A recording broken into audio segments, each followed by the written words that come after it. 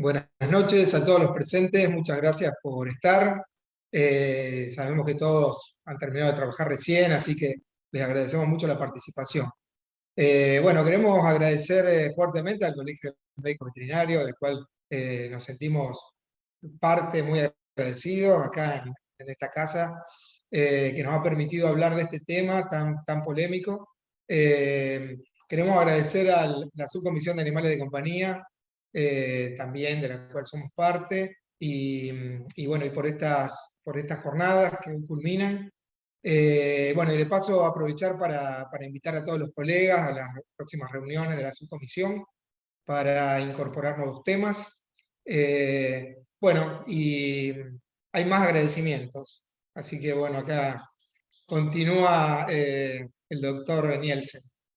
Bueno, buenas noches. Bueno, antes que nada, como decía Emilio, muchísimas gracias por asistir. Estamos culminando lo que son las jornadas de agosto de acá del Colegio de Veterinarios, organizadas por la SAC, como él aclaró.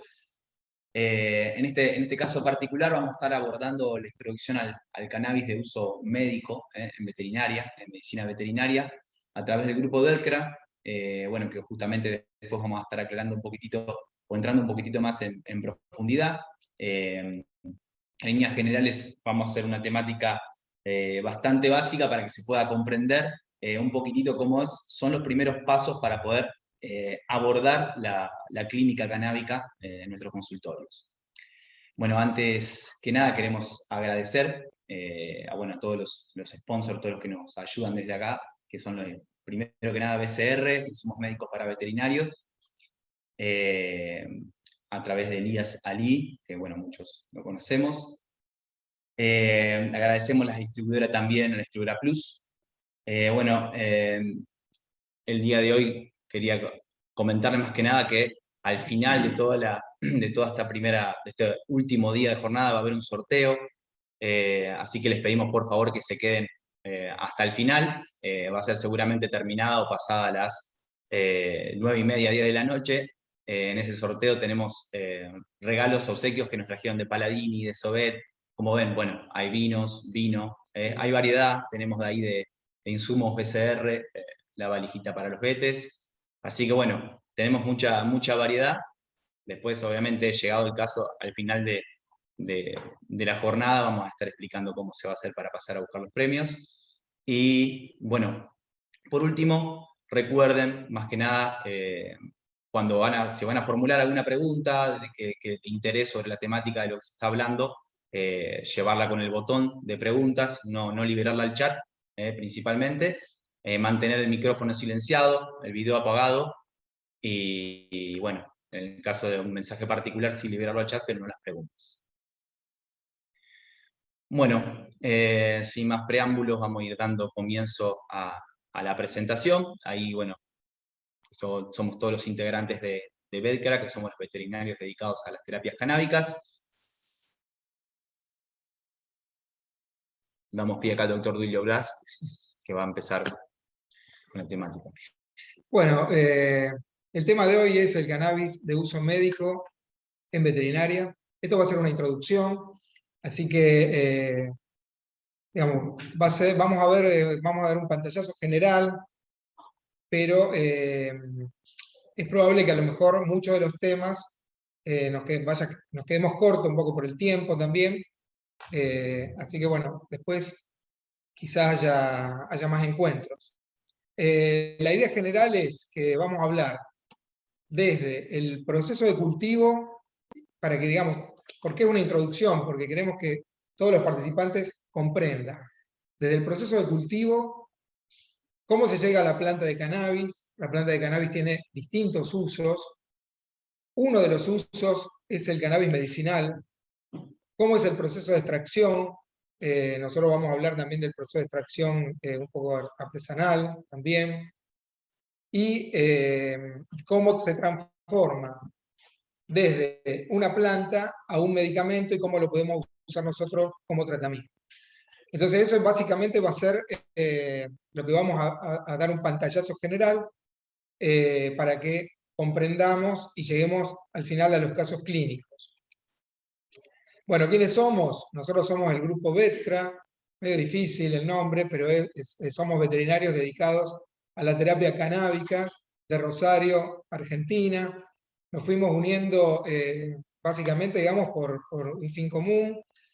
Todos estábamos trabajando y estuvimos trabajando desde la oscuridad, digamos, desde estar un poco escondidos, cuando no se hablaba prácticamente de los tratamientos canábicos. Y bueno, nos fuimos juntando para dar origen a este grupo, que en realidad, digamos, somos afortunados porque el grupo es un grupo maravilloso, con mucha energía, con muchas ganas de investigar.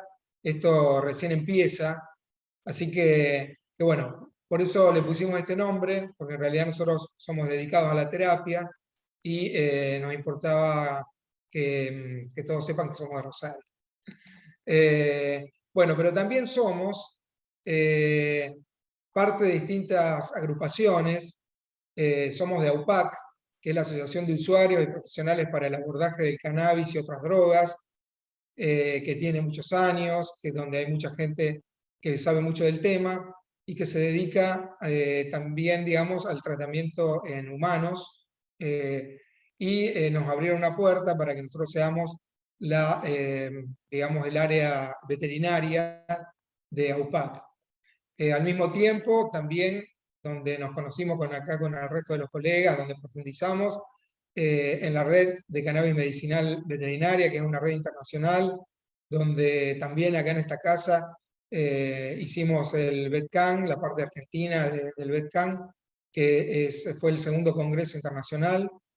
Y también somos veterinarios canábicos argentinos, que es un grupo más nuevo que se armó este año, con la fuerza de un montón de colegas y de agrupaciones también del sur. Hay mucha gente de todas partes del país y que en realidad estamos trabajando fuertemente para que el cannabis sea una herramienta más que usemos todos los veterinarios.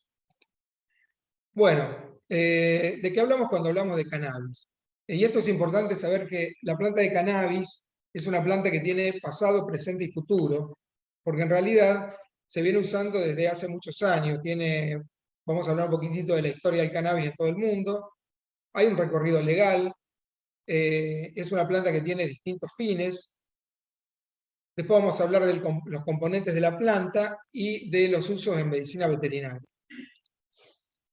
Parte de la historia, esto es a lo mejor medio pesado, pero tenemos que saber que todo empezó antes de Cristo, 8000 años antes de Cristo. La humanidad se va adaptando ya al sedentarismo, a la agricultura y a la ganadería. Ya en Asia Central, la cannabis fue una de las primeras plantas en ser domesticadas, porque se usó como alimento y después se empezó a usar como insumo textil en Europa. Ya en el sur de Asia, en Medio Oriente y en África, también se usaba con fines medicinales, religiosos y textiles. Ya después de Cristo, en el 800, Mahoma, el profeta del Islam, aprueba el uso del cannabis y prohíbe el alcohol, ¿no? O sea que después pasó justamente todo lo contrario. En el 476 hasta el 1453 después de Cristo, en Europa la Inquisición ya prohíbe la medicina herbaria y en China pasa lo contrario, la medicina herbaria y la acupuntura alcanzan gran desarrollo. En la India y en el norte de África se realizan ya complejos procedimientos médicos que incluían también cirugías y que incluyen ya la planta de cannabis. Bueno, ya en el 1025, Avicena publica el Canon de la Medicina, donde dice que el cannabis puede tratar la gota, infecciones, dolores de cabeza agudos. En el 1100, en la península arábiga, se escribe el libro El complejo del arte médico, donde habla ya de que el cannabis se puede utilizar para la epilepsia. Bueno, siguiendo un poco, en el 1300, en África del Norte y Este, ya los mercaderes árabes distribuyen semillas ya la introducen en África, para la malaria, el asma, la fiebre y la disentería. En Alemania ya se imprime el primer libro, que es la Biblia de Gutenberg, en papel de cáñamo, Y ya llegan los españoles en el 1500 a América, donde las velas de las embarcaciones, la ropa, era fabricada ya por la fibra de cáñamo que se traía de Asia y de África. Los esclavos que fueron introducidos a América, los angoleños traían semillas del continente y ya ingresan las primeras semillas a América, y en el siglo XVI, XVII y XVIII ya se empieza a hacer, digamos, a desarrollar la producción de cáñamo con toda esta industria por detrás, y ya Carlos I manda a plantar en todas sus colonias para alimentos, ropas y fármacos. En el 1600 ya se plantan en Paraguay y se empiezan a comercializar las semillas en Brasil. Ya Rusia es en 1933 el primer importador de cáñamo, e Inglaterra lleva ya sus cultivos de cáñamo a sus colonias.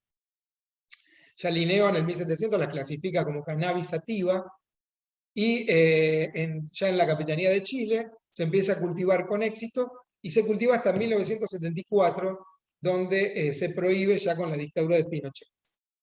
¿Qué pasa en Argentina? Manuel Belgrano en el 1797 escribe las utilidades que tiene el cultivo de lino y de cáñamo, y en 1839 ya, digamos, empieza a ser más fuerte el uso médico, porque este médico irlandés ya dijo que podía curar el cólera, el reumatismo, rabia, tétanos y las convulsiones, y ya se empieza a usar como analgésico y lo lleva a ocupar la farmacopea ya de muchos países del mundo. A fines del siglo XIX ya se globaliza el capitalismo, que lleva a disciplinar las clases trabajadoras, se empieza digamos, con el discurso prohibicionista en todo el mundo, ya a disminuir un poco el tema, sobre todo de las clases trabajadoras, del uso del cannabis, y de un montón de otras cuestiones que tienen que ver, digamos, con disciplinar a esa clase. En Argentina, ya en 1869, en Mendoza se censan algunos productores, y de 1842 a 1900, la cannabis sativa y sus cruces con la índica se utilizan como medicamentos, también por este médico irlandés, ¿no? En gran parte del mundo ya la mitad de los medicamentos eran de cannabis. En el siglo XX, el Imperio Ruso, que habíamos dicho que primero importaba, ya empieza a ser el mayor productor de cáñamo. Y en 1916, en Estados Unidos, ya el Boletín de Agricultura promueve la plantación de caña.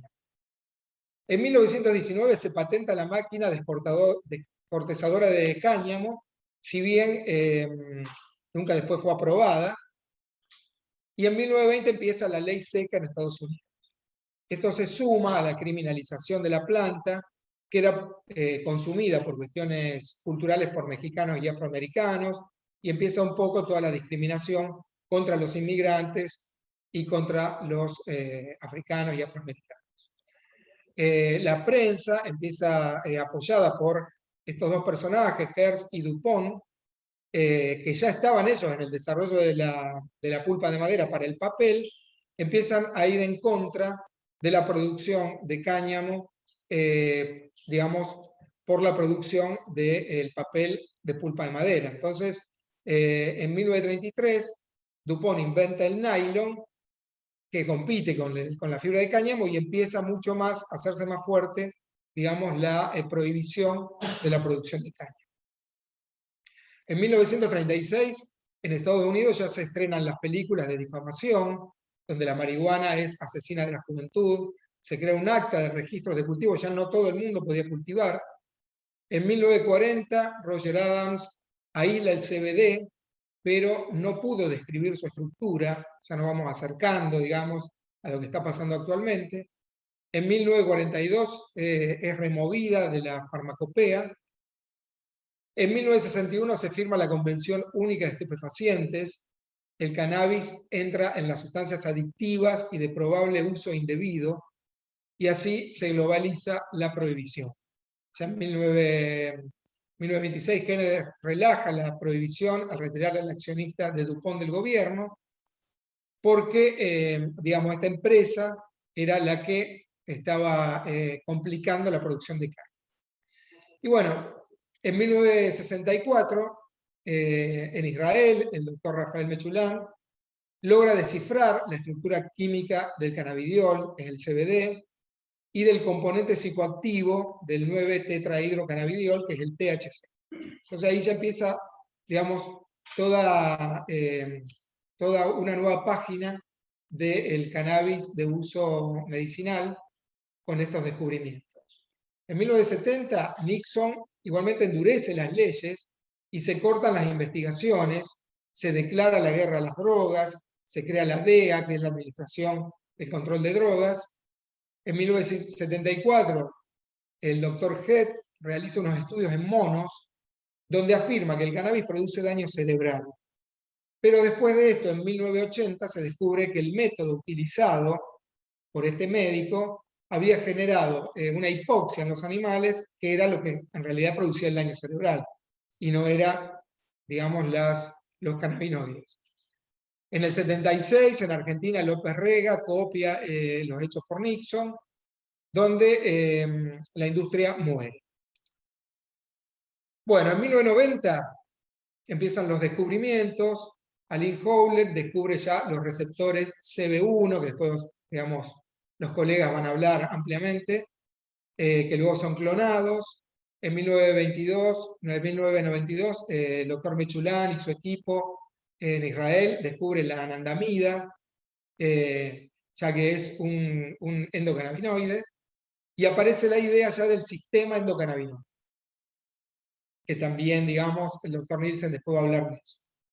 En 1993 se identifican los receptores CB2, que también fueron clonados, y en el 95 se aísla otro de los endocannabinoides, que es el 2-AG, el 2-araquidonilglicerol, y en el 99 se postula el efecto séquito, del cual también todo vamos a hablar después.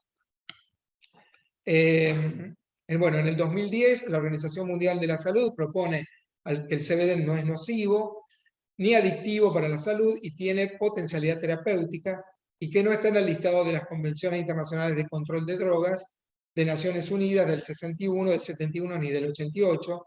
El THC sigue siendo uno de los más perseguidos. En el 2017, en Argentina ya, el gobierno reglamenta la ley 27.350, que autoriza el uso terapéutico y paliativo del cannabis y sus derivados, creando este programa, que es el Programa Nacional para el Estudio y la Investigación del Uso Medicinal de la planta de cannabis y sus derivados y tratamientos no convencionales. Esto es en el ámbito del Ministerio de Salud. ¿Y quiénes están comprometidos en este programa? El CONICET, dentro de las investigaciones en genéticas, cultivares, química de fitocannabinoides, sistema endocannabinoides, etc. El INTA, también como el Ministerio de Agroindustria, también están convocados. El INASE, que es el Instituto Nacional de Semillas, que es el que va a regular el uso y la exportación de semillas. El Ministerio de Seguridad establecerá también condiciones de habilitación de los predios de investigación, porque en los predios de investigación es donde van a estar los cultivares. Los laboratorios nacionales, provinciales y municipales de CABA y de las universidades también van a estar a disposición, y se habilitará un registro de pacientes que lo maneja el Ministerio de Salud, al que después al que se denomina ReproCam. También se va a habilitar el Consejo Consultivo Honorario, que va a tener 20 miembros, de los cuales, digamos, pertenecen a algunas ONG, agrupaciones, que van a estar designados por las instituciones y los organismos que antes mencionamos. Bueno, acá vemos parte de los cultivos. La idea es saber en qué situación estamos los médicos veterinarios para poder utilizar estas terapias. Bueno, creo que ahora llegamos a la parte, digamos, más interesante para saber en qué situación estamos. En realidad los médicos veterinarios no estamos dentro del Programa Nacional de Cannabis, por eso es que con la agrupación de veterinarios canábicos argentinos estamos pidiendo, y después lo vamos a pasar un link para, digamos, que sigamos sumando firmas para que podamos ser incluidos en el ReproCam, que es el registro, digamos, dentro del programa nacional, para que nuestros pacientes y nosotros como profesionales podamos ser incluidos y podamos empezar a trabajar libremente y legalmente con esta terapéutica. Entonces, por eso es que necesitamos que todos aquellos que directa o indirectamente trabajen con la terapéutica colaboren para hacer fuerza para que seamos incluidos en el ReproCan o que se realice alguna nueva ley, digamos, donde incluyan a los veterinarios, porque inclusive también, no solamente, digamos, en la temática de la medicina, la terapia médica, sino que va a haber una industria que se va a abrir dentro de la veterinaria. Lo que sabemos es que nosotros no podemos recetar, por lo tanto no podemos inscribirnos como profesionales. Eso es importante que sepan que los veterinarios no podemos inscribirnos como profesionales, así que no intentemos entrar en el ReproCan. Solamente aquellos que cultivan, pero digamos que dentro del ReproCan hay una conexión entre pacientes, médicos y cultivadores. Entonces, si no está digamos, esa conexión, esos códigos, no podemos trabajar con el ReproCan. La medicina veterinaria, como decía, la medicina canábica veterinaria tiene un gran futuro y es casi la única terapia que se utilizó primero en humanos y luego en animales no humanos. Por eso es que nosotros estamos en pañales, estamos en investigación. Todo es posible en esta terapia. Todos quienes hagan investigación y todo lo que leamos puede ser verdad o puede no ser verdad. Por eso es importante que nosotros hagamos también nuestro camino. Y estamos en un gran momento de investigación y descubrimiento de las virtudes curativas y la nobleza de esta gran planta. Así que bueno, ahora vamos a seguir con la planta y el paciente. Vamos a dejarlo en manos de nuestro mechulán rosarino, el doctor Piero Teruggi. Así que bueno, bienvenido Piero. Buenas noches a todos y a todas. Muchas gracias por la presentación. Por favor. Es un placer estar compartiendo con todos ustedes esta hermosa jornada. Bueno, un poco como decía el doctor Duilio, en esta etapa es tratar de plantear un poco o ejemplificar cómo es que llegan, digamos, sustancias que se producen en una planta y que nosotros las vamos a usar para abordar a un paciente. Que es una situación muy poco común en el consultorio, porque generalmente nos llegan a nosotros los fármacos ya formulados, aptos específicamente para abordar a ese paciente, ¿sí? En este caso es una práctica un poco diferente, porque justamente es un tema, como decía bien el doctor, que viene con mucha controversia. Así que vamos a tratar de explicar y de dilucidar cómo es que llega una sustancia que produce una planta a un gotero para poder abordar a un paciente, ¿sí? Entonces, bueno, acá vamos a ver algunas fotos de algunas plantas. A ver si... Ahí está, muy bien. Vamos a tratar de hacerle zoom a esta planta, en donde vamos a ver esos hermosos cristales, ¿sí? Exactamente en ese lugar que se ven, que son como unas vellosidades, ¿sí? Es el lugar físico en donde se forman los fitocannabinoides, que son las moléculas que nosotros estamos buscando para poder abordar a nuestros pacientes, ¿sí? Es decir, como podemos ver en este espacio, es el sitio en donde la molécula, desde la base de la glándula en dirección a la cabezuela glandular, se van bioformando, ¿sí? Es decir, en la cabezuela glandular se encuentra la máxima concentración de fitocannabinoides, ¿sí? Que van a ser las moléculas que nosotros vamos a utilizar para abordar a nuestros pacientes según sus patologías. Y esto es un detalle que no es menor, ¿sí? Como podemos ver acá, las glándulas se encuentran en diferentes estados. Hay glándulas que tienen un aspecto más traslúcido, que son las glándulas recién formadas. Y como podemos ver, otras glándulas con cabezuelas glandulares, justamente globulares, perdón, más oxidadas. Estas glándulas son exactamente las que ya tienen los fitocannabinoides en una etapa de bioformación. En este caso, vamos a ver en la placa a la izquierda se va a ver una flor en estado verde, abajo se va a ver un zoom en donde se van a ver las glándulas y más abajo se van a ver bien formaditas esas cabezuelas ya oxidadas, como decimos, con un color ocre, ¿sí?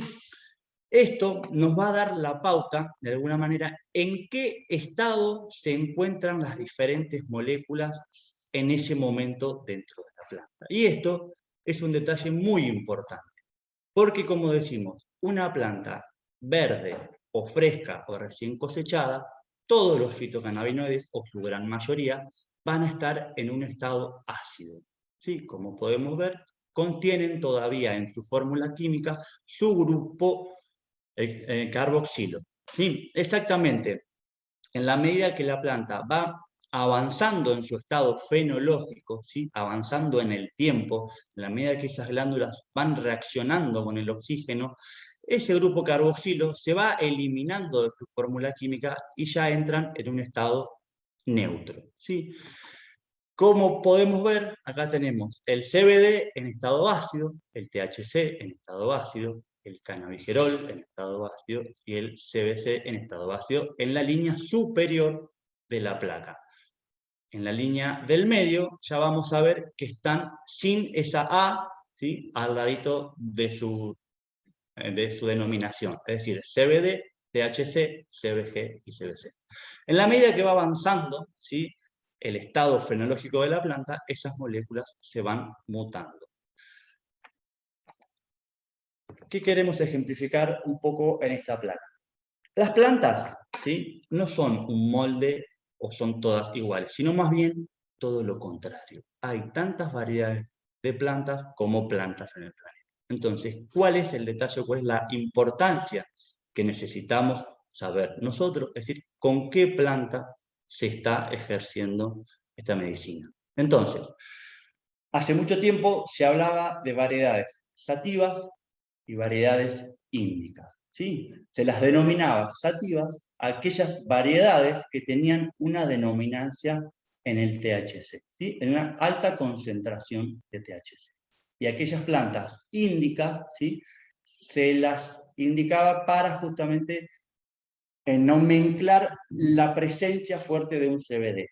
En la medida que va avanzando el tiempo nos fuimos dando cuenta de que esto no era así, de que esto era error. ¿Por qué? Porque existía un fuerte grado de cruzamiento entre las variedades. Entonces, desde ahí subyace este término, quimiotipo, quimiotipo 1, 2 y 3, en donde las plantas quimiotipo 1 son aquellas variedades que tienen una concentración muy alta en THC. Las quimiotipo 2 tienen un ratio equilibrado, es decir, entre THC y CBD, y las de quimiotipo 3 tienen una predominancia en CBD. ¿Sí? Hoy podemos contar con una herramienta quizás un poquito más sofisticada, que es la cromatografía, lo cual para nosotros es una herramienta sumamente válida para poder dosificar a un paciente. Es lo que necesitamos saber a la hora de abordar a un paciente. Como podemos ver acá, en su contenido relativo de esta variedad, presenta un 94,5% de THC. Es decir, estamos frente a una variedad quimiotipo 1, que presenta 1,65 miligramos por mililitro de esa formulación de THC. ¿Sí? O sea, es decir, nosotros, aquel paciente que necesite una fuerte relación de THC sobre el CBD en su patología, vamos a tratar de utilizar una planta quimiotipo 1. ¿Sí? Pero lo más importante que quiero dejar en claro acá es la necesidad de saber los miligramos por mililitro que tiene ese aceite, ¿sí? Porque de esta manera es la única manera en la cual nosotros sabemos cómo vamos a dosificar a ese paciente. Aquí vemos, por ejemplo, el contenido relativo de todos los cannabinoides presentes en la planta. ¿Sí? En este caso, como se puede ver, hay una fuerte presencia del cannabinol. ¿Sí? ¿Qué nos quiere decir esto? En una planta en estado fresco, el cannabinol está entre un 1 y un 2%. ¿Sí? El cannabinol tiene su efecto medicinal. Entonces, nos quiere decir que este aceite está elaborado con una variedad añejada. ¿Sí? Es una variedad que tuvo mucho contacto con el oxígeno, en donde se descarboxiló el THC y pasó a formar parte del CBN, ¿sí? Del cannabinol. En este caso, vamos a presentar una planta quimiotipo 2, en donde, como se puede ver, están relativamente equilibrados los componentes tanto del CBD como del THC. ¿Sí? Y en este otro ejemplo, vamos a ver una planta de quimiotipo 3 con una fuerte presencia de CBD, ¿sí? Un 86% de CBD en esta planta con 16,5 miligramos de CBD y 2,6 de THC. Esto es muy importante porque hoy ya contamos con esta herramienta que quizás hace 3 o 4 o 5 años no existía. Y esta es la herramienta o el fundamento más valedero para poder nosotros hacer un seguimiento de un paciente frente a la dosificación. ¿Sí? En este caso, en los métodos de extracción, acá vamos a presentar dos métodos que se usan en los grandes laboratorios, fluidos supercríticos y liofilización. Son los métodos que, como digo, utilizan los grandes laboratorios y que todavía no están a disposición o en una baja presencia en el mercado de los aceites en Argentina. En este caso, como vamos a ver, otro método para poder sacar esos fitocannabinoides de la planta es por solvente, que es el método comúnmente utilizado por alcohol etílico neutro de uso alimenticio. De esta manera se enfrentan a las flores, al alcohol, y de esa manera se sacan las glándulas y de esa manera se puede formular, ¿sí?, un aceite en una concentración idónea para nuestros pacientes. Vamos a dar paso a Gastón Nielsen, que nos va a explicar un poco sobre el sistema endocannabinoide. Bueno, muchísimas gracias, Piero. Bueno, muy claro toda esta parte que es fundamental. Bueno, ahora vamos a hacer una introducción un poquitito a lo que es el sistema endocannabinoide. Como definición, el sistema endocannabinoide es un sistema muy complejo. Su función principal es mantener la homeostasis del organismo mediante la modulación de diversos procesos fisiológicos. Acá hay una palabra que es fundamental, que es la modulación, ya que el sistema endocannabinoide es un gran moderador y modulador de un montón de procesos que tienen que ver con la biología, ¿sí?, y la fisiología, tanto sea del cuerpo humano como de cualquier mamífero. Tengan en cuenta, como ya habló el doctor Duilio al principio cuando habló un poco de la parte de historia, que todos los mamíferos tienen un sistema endocannabinoide y que se espera que la forma de funcionar de este sistema endocannabinoide sea similar en todas ellas, con sus ciertas atenuaciones que tienen que ver con la distribución de receptores y ciertas otras cuestiones, pero todos los mamíferos lo tienen, así como también se ha descubierto muchísimos invertebrados. Bueno, los componentes del sistema endocannabinoide, bueno, a grandes rasgos tenemos los receptores, los ligandos endógenos y las enzimas. Los receptores, los dos más importantes son el receptor cannabinoide 1 y 2. Son generalmente los primeros que se descubrieron, de los que más se conoce y los que más distribución tienen, pero bueno, aparecen dos pequeños receptores que tienen muchísima implicancia hoy en día, lo que es el efecto de los cannabinoides en el cuerpo, que son el GPR55, receptor de proteína G, y el TRPV1, que es un receptor de potencial de membrana, ¿sí?, de canal iónico, que también es muy importante a nivel de la sinapsis, donde también interactúan tanto los cannabinoides como los fitocannabinoides. Los ligandos endógenos, como bueno, la anandamida, que es el araquidonoil etanolamina, y el 2-araquidonoil glicerol, ¿sí?, que son los dos endocannabinoides, y las enzimas que se encargan justamente de hidrolizar y escindir a estos dos ligandos endógenos, que es una hidrolasa, una lipasa, la hidrolasa de ácidos grasos, de amida, y el amonoacilglicerol lipasa. Bueno, acá tenemos más o menos como la estructura de los receptores cannabinoides más importantes, ¿sí?, el CB1 y el CB2. Como pueden ver, tiene un sector, un polo que es extracelular y un polo que es intracelular. Lo que se sabe hoy en día es que los endocannabinoides principalmente difunden la membrana y se unen al sector intracelular, ¿sí?, del receptor. Eso como un pequeño detalle a tener en cuenta. Una vez que están unidos al receptor, y esto tómenlo como esquema, tanto sea un receptor CB1 o CB2, si bien difieren quizás en las funciones celulares que puede desencadenar, como ven, una vez que ingresa, se desencadena un montón de señalizaciones, ¿sí?, que controlan un montón de procesos biológicos. A grandes rasgos tenemos como importante, primero acá se puede ver en detalle que el receptor cannabinoide también está acoplado a la proteína G. De esta manera, cuando se une el cannabinoide, hay una inhibición de la adenilciclasa, de la vía de la adenilciclasa, por ende no se van a hacer los segundos mensajeros. Hay una función importante al unirse al receptor que tiene que ver con las reservas de calcio y con la concentración de calcio intracitoplasmático. Lo que va a hacer, por un lado, es inhibir o bloquear los canales iónicos de ingreso del calcio y a su vez retirar calcio del interior a través del acople de esta proteína G.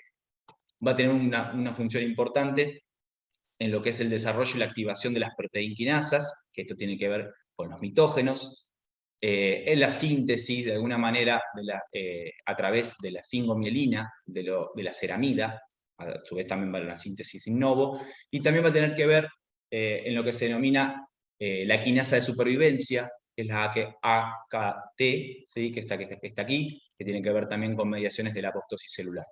Pero bueno, estos son algunas de todas las funciones celulares que van a desencadenar la unión del receptor. Bueno, el receptor cannabinoide tipo 1, el CB1, diríamos que es el receptor que más abunda en el sistema nervioso central, implicado en la actividad motora, memoria, aprendizaje, emociones, percepción sensorial, diversas funciones autónomas, endócrinas, terminales nerviosas periféricas prácticamente de todo el cuerpo, piel, tracto digestivo, circulatorio, respiratorio, endotelio vascular, hueso, testículo, útero, ojo, tejido adiposo, también ovario, hepatocito. Particularmente este receptor se va a ubicar a nivel de la sinapsis y va a estar ubicado en la neurona presináptica. Ahora lo vamos a ver después un poquitito con más detalle. El receptor cannabinoide tipo 2 es un receptor que está distribuido fundamentalmente en el sistema inmunitario, ¿sí?, tanto sea a nivel celular, como sean eosinófilos, macrófagos, linfocitos, etcétera, como en tejidos, ganglios linfáticos y todos los tejidos linfáticos que están en los diferentes órganos. Va a cumplir un rol fundamental en lo que es la modulación de la liberación de las citoquinas, y por otro lado también va a estar ubicado en las células hematopoyéticas. Se ha hecho, bueno, varios estudios científicos bloqueando los receptores cannabinoides sobre roedores, y se ha visto que ante la exposición a una endotoxina, la reacción inmunitaria ha sido mucho más exacerbada de aquellos que no tenían bloqueados los receptores. Eso habla un poquito de esta palabra que vuelvo a repetir, que es la modulación y la moderación que genera el sistema endocannabinoide, en este caso con los receptores CB2, sobre el sistema inmunitario. Bueno, acá simplemente es para una manera esquemática, tenemos la distribución de los receptores, CB1, CB2, y ambos en felinos y caninos. Esto obviamente está, bueno, separado por los colores. La intención es simplemente que sepan que, bueno, primero que nada que en todas las especies va a diferir un poco la ubicación de los receptores, y fundamentalmente también que esto influye mucho en cómo nosotros vamos a abordar un tratamiento y qué lo que vamos a esperar de los tratamientos, ¿sí? Y por qué para una especie va a resultar en determinado caso, en una determinada patología, y para otra especie no tanto, ¿sí? Esto obviamente es para indagar en más detalle, pero bueno, hay distribuciones que van variando. Bueno, los cannabinoides. Como decíamos anteriormente, hoy más que nada vamos a abordar los que son los cannabinoides endógenos, los fitocannabinoides, como justamente estuvo recién hablando Piero, pero también tenemos los sintéticos, ¿sí? Dentro de los endógenos tenemos la anandamida, el 2-AG, dentro de los fitocannabinoides a gran escala tenemos el THC y el CBD, ¿sí?, y más todos los restos de los cannabinoides que aparecen en cromatografía, como CBN, THCV, etc. Y después tenemos los sintéticos, acá pongo a grandes rangos el WIP y el HU, pero bueno, hay muchísimos más, y estos son generalmente sintéticos puros del THC, lo que habla muchas veces de la potencia que generan y el hecho de que el THC y el CBD al trabajar juntos genera el CBD un poco de bloqueo sobre el THC, modera también un poquitito eso, el efecto exacerbado del THC y al ser sintéticos no, por eso se han encontrado muchas intoxicaciones. Bueno, los ligandos entógenos se sintetizan a demanda a partir del ácido araquidónico, ¿sí? Una vez que está activada la membrana celular, lo que va a hacer la fosfolipasa 2 es escindir el ácido araquidónico y a partir del ácido araquidónico van a salir, por medio de precursores y de enzimas, lo que es la anandamida y el 2-AG, ¿sí? Justamente con sus enzimas respectivas que los van a, de alguna manera, volver a escindir, en el caso de la anandamida, en su grupo amina y el ácido araquidónico, y en el caso del 2-AG, en su grupo glicerol y ácido araquidónico también. Bueno, acá tenemos un poquitito de lo que es cómo funciona el 2-AG. Esto quizás está bueno aclarar que, como decía anteriormente, estamos ante una unión, una sinapsis, una neurona presináptica y postsináptica. Fíjense que el receptor cannabinoide está en la neurona presináptica, ¿sí? Acá se liberan los neurotransmisores, que en el caso del 2-AG particularmente, o se encuentra en más concentración o más porcentaje el glutamato. El glutamato difunde hacia la membrana de la neurona postsináptica, activa el diacilglicerol, se genera el 2-AG, el cannabinoide, que de manera retrógrada sube al receptor CB1 y se une para dar la cascada de señalizaciones que vimos anteriormente. El 2-AG, que ya cumplió su función, va a entrar nuevamente por difusión a la membrana y va a ser escindido por la enzima en ácido araquidónico y glicerol, lo que la va a poner disponible nuevamente para poder volver a generar cannabinoides y donde no se va a desperdiciar absolutamente nada. Esta es una relación intercelular donde todo queda absolutamente acá, y es casi específica, si bien está descrita para la anandamida también, es casi específica del 2-AG. ¿Sí? Una vez que ingresa, en el 95% de los casos del 2-AG, el mensaje es inhibitorio, lo que va a hacer es un bloqueo de la síntesis de los neurotransmisores, por ende llámese cualquier tipo de impulso que se esté bloqueando en ese momento. Pero es un mecanismo puramente pre- y postsináptico.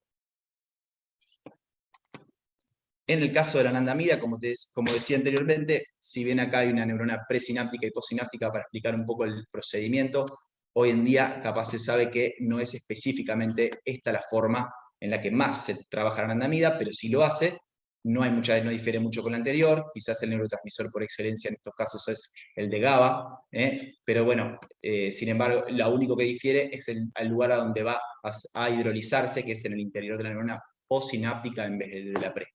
Pero la anandamida tiene una distribución que es muchísimo más amplia.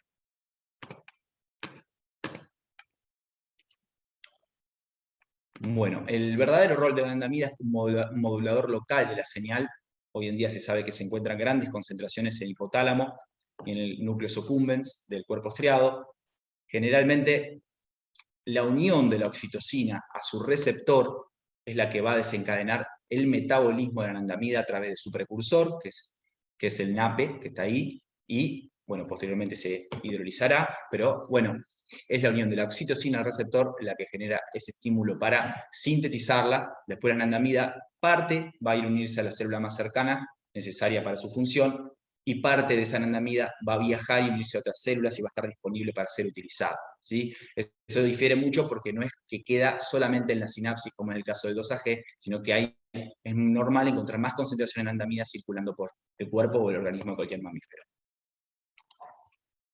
Bueno, como nombraba anteriormente el doctor Piero, acá están los fitocannabinoides, el THC, CBD, bueno, el THCV, el CBC, el CBG y CBN.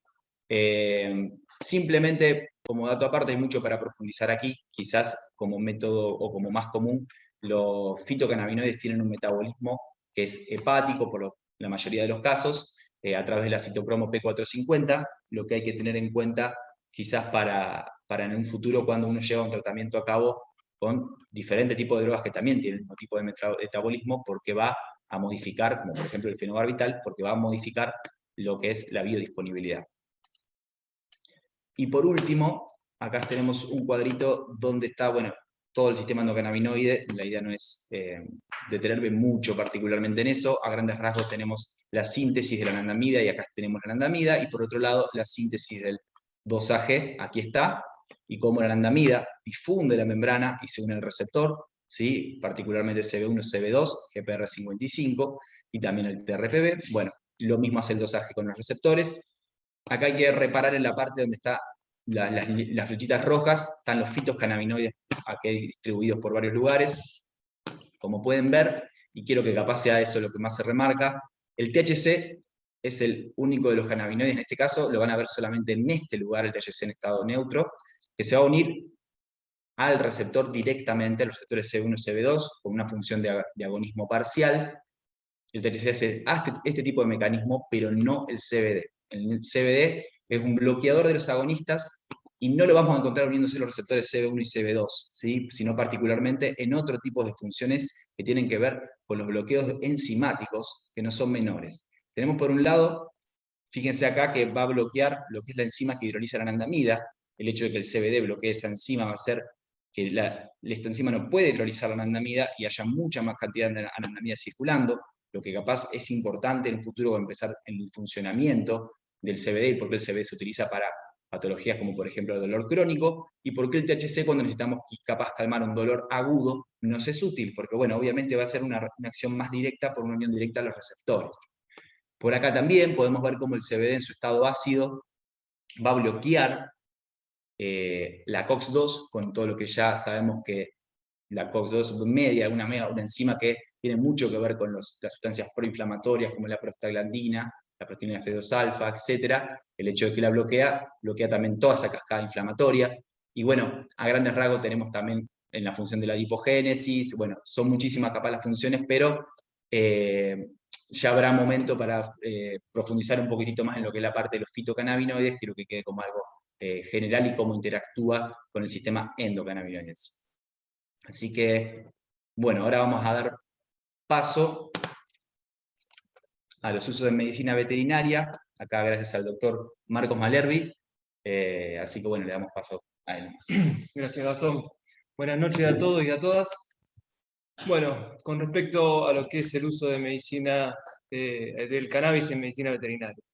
Para comenzar a hablar de los usos del cannabis en medicina veterinaria, cabe reforzar la definición que recién dijo Gastón, con respecto al sistema endocannabinoide, que es un sistema modulador de la homeostasis del organismo, que ante cualquier desequilibrio que encuentre en alguno de sus sistemas, obviamente se va a activar.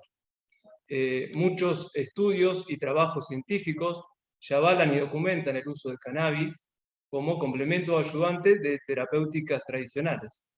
Y es importante destacar que no todos los pacientes van a responder siempre de la misma manera, y por lo tanto es imprescindible hacer un acompañamiento y un seguimiento de cada caso en particular para poder ajustar dosis, cambiar quimiotipos, ver interacciones medicamentosas y obviamente dar con esta terapéutica confianza a la familia con el uso del cannabis.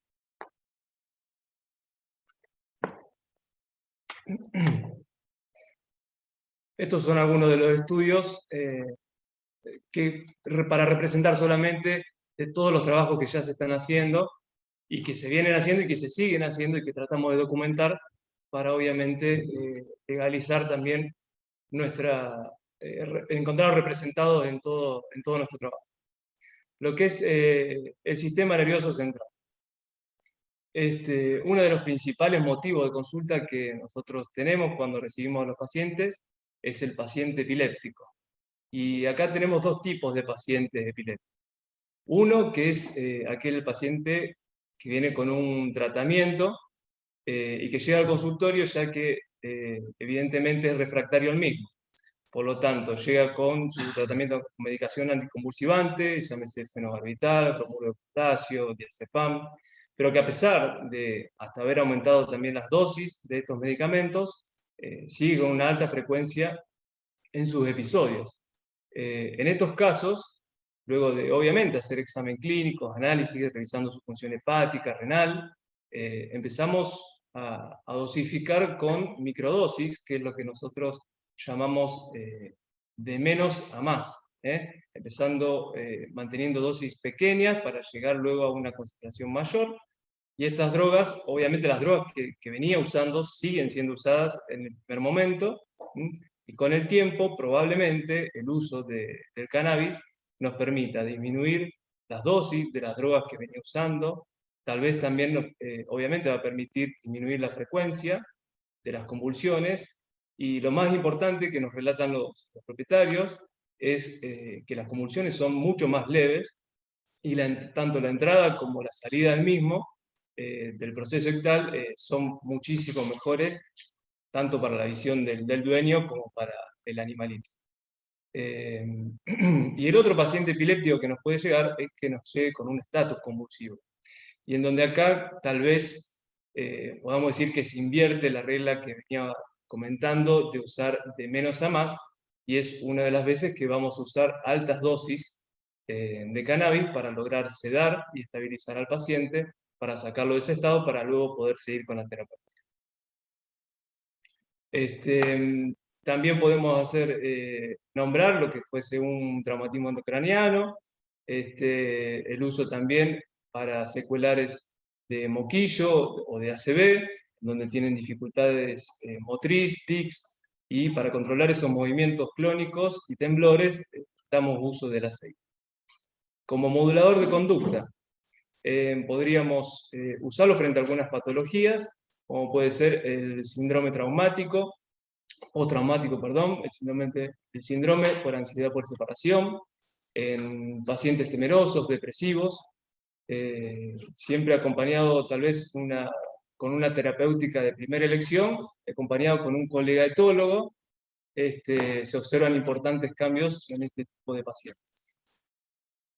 Otras de las frecuentes consultas que podemos recibir, o el uso que podemos usar en medicina veterinaria, es el uso de cannabis debido a su gran efecto antiinflamatorio en las patologías osteoarticulares, y su inducción a la analgesia por medio de la inhibición de la sensibilidad de los nociceptores. Acá vamos a usar en patologías tanto degenerativas, como pueden ser artrosis, como en patologías traumáticas e inflamatorias. Y también como complemento de otras terapéuticas en patologías de columna, como decirse fisiatría, acupuntura, en tanto en patologías que pueden llegar a ser crónicas como agudas, como discopatías, espondilosis, espondilitis. Y también podemos usarlo, uno de los usos, bueno, esto está referido más que nada al uso del aceite, pero sabiendo que en lo que es una patología articular, el uso de cremas, también en forma local, acompañado con fisiatría, puede llegar a dar resultados. Bueno, acá abrimos un parate especial en lo que es el cáncer y los pacientes gerontes. Partimos aclarando que el cannabis no es antitumoral. Hay trabajos que avalan que su uso junto a fármacos antineoplásicos favorecen a la disminución de la angiogénesis, que poseen también efectos proapoptóticos y antiproliferativos. Pero nosotros más que nada queremos hacer hincapié que lo más importante va a ser el uso del mismo como paliativo del dolor. En estos pacientes que nos llegan o derivados o diagnosticados por nosotros con enfermedades terminales, la idea es proporcionar calidad de vida. Al igual que ocurre en el caso de los gerontes, en donde el uso medicinal del cannabis va dirigido a mejorar a la calidad de vida del paciente, y no solo del paciente, sino también de la familia que acompaña en estos procesos, como ocurre, por ejemplo, en lo que es el síndrome de disfunción cognitiva, en donde a la consulta llega la familia que no puede dormir hace días, ya que el paciente cambia el día por la noche, es un paciente que deambula erráticamente, que también vocaliza, que sufren de un apetito indistinto, hay días que come, hay días que no, hay días que tiene hambre. Bueno, en estos casos, tanto como en lo que fuesen animalitos que padecen cáncer, mejoran esos signos, ayudan mucho a lo que es el dolor crónico, mejora el apetito, posee propiedades antioxidantes. Así que bueno, cabe destacar que lo usamos más que nada como tratamiento paliativo para darle calidad de vida a nuestros pacientes. Bueno, con respecto a lo que es el sistema respiratorio, Acá podemos destacar que su uso ante procesos inflamatorios en general es uno de los usos, y hacemos principal hincapié en lo que es el asma felino, en donde tras estudios se ha demostrado que tratados con CBD minimiza mucho la respuesta inflamatoria y los cambios estructurales que caracterizan el proceso de remodelación del asma alérgico. El sistema respiratorio específicamente, el sistema respiratorio del sistema endocannabinoide tiene una función regulatoria, ya que posee receptores de los dos tipos, CB1 y CB2, y se expresan principalmente en las células inmunes. Entonces, eso con respecto a lo que es el CBD. Y la otra función que tenemos, THC, es que funciona como broncodilatador. Al igual que como hablamos en su momento del paciente convulsivo que nos puede venir en dos etapas, o con dos características, uno de los usos que le damos en el asma felino puede ser que venga con una crisis asmática o con una patología ya crónica en estudio, y dependiendo también el grado o el avance de la enfermedad que tenga. En las crisis asmáticas, una de las formas que la nombramos ahora, que es de sacarlo de esa crisis, es con una nebulización de THC en su forma alcohólica, en donde tiene muy buena reacción, tal vez no tanto como un salbutamol, pero funciona muy bien. Y ya el paciente que viene con un problemita crónico, la combinación de tanto THC como CBD, un preparado equilibrado, funcionaría también. Después, igualmente, dependiendo cómo sigue esa patología, puede evitarse para uno u otro. Y con respecto a lo que es piel, hay muchos casos que se están estudiando. Por el momento no es algo que está muy amplio su uso, pero sí sobre lesiones de piel, como sus propiedades antiinflamatorias. Hay algunos algunos estudios, que avalan la eficacia como coadyuvante en terapias de animales atópicos, ya que intervienen como inmunomodulador y antiinflamatorio, y en las dermatitis psicógenas, obviamente relacionada a la modulación de conducta, sacándole un poco la ansiedad al animalito y obviamente reflejándose en su piel sana. Con respecto a las vías de administración, un poco nombrarlas como para que ustedes conozcan cuáles son. Nosotros la que solemos usar es la mucosa oral, en donde usamos el aceite. La idea es, se levanta el labio y se coloca sobre la encía la gotita, y de esa manera después se masajea un poco para que se absorba directamente. De esa manera se evitaría el primer paso de metabolización, que sería en el hígado, y si fuese en el caso de la vía oral, y por ende tenemos mayor biodisponibilidad. Y es una forma más fácil de saber qué cantidad de miligramos realmente está usando. Luego tenemos lo que es vía oral. Hay conocidos lugares que utilizan CBD en golosinas para mascotas. No sé si acá todavía no tenemos acceso a eso, pero bueno, ya entrará en estudio. Con respecto a lo que es piel, se usan pomadas, cremas para afecciones locales. La terapia inhalada, lo que es nebulización, con un preparado de base alcohólica, para obviamente que se inhale mejor y que se evapore. Y lo que es endorrectal, nosotros en uso en veterinario no es un uso que solemos usar, pero bueno, es una vía que se suele usar en medicina, al menos humana por ahora, para tratamiento de patologías locales más que nada, llámese cáncer de colon. Así que bueno, muchísimas gracias. Le voy a pasar con Eliana, que va a seguir en cómo ingresa el paciente a la terapia canábica. Gracias, Marcos. Bueno, un poco para comentarles la forma de trabajo que tenemos. El paciente puede llegar a ingresar a la clínica, ya sea de forma propia, nuestros pacientes personales, o también pueden llegar por derivación.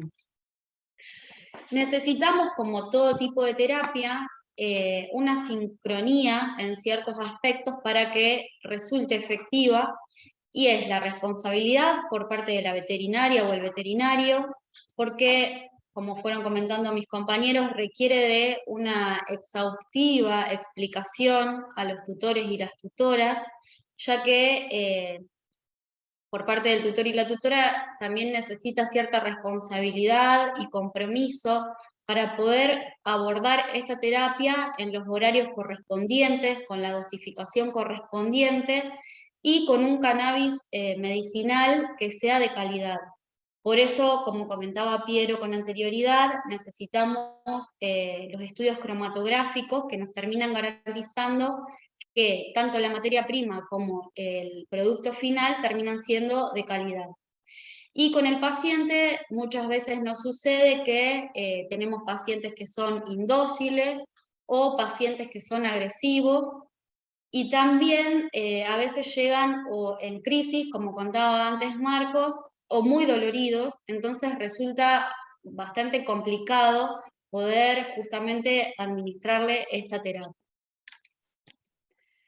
Los pasos a seguir, como cualquier otro tipo de medicación, requieren de cierta admisión médica, mediante una elaboración de una historia clínica con una anamnesis bastante exhaustiva, la historia de vida en la que se registran los datos de una ficha estándar que después, bueno, les vamos a compartir, y se suman algunas instancias importantes de la vida, ya sea emocionales o conductuales.